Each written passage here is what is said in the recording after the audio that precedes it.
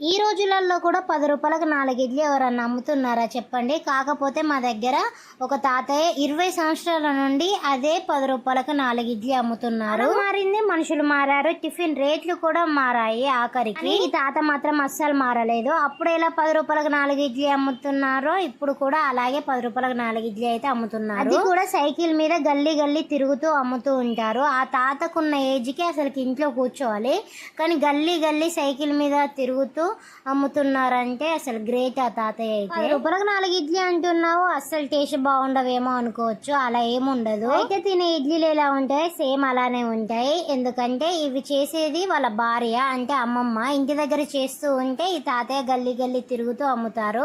నేనైతే మా పాప కోసం కొన్న 20 రూపాయలకి 8 ఇడ్లీలు అయితే ఇచ్చారు. అందులో నుండి 4 అయితే చికెన్ కర్రీ విత్ ఇడ్లీ. ఈ కాంబినేషన్ లో మీరు ఎప్పుడైనా తిన్నారా? తినకుంటే ఒక్కసారి ట్రై చేయండి అబ్బా, టేస్ట్ మాత్రం సూపర్ ఉంది. బాయ్.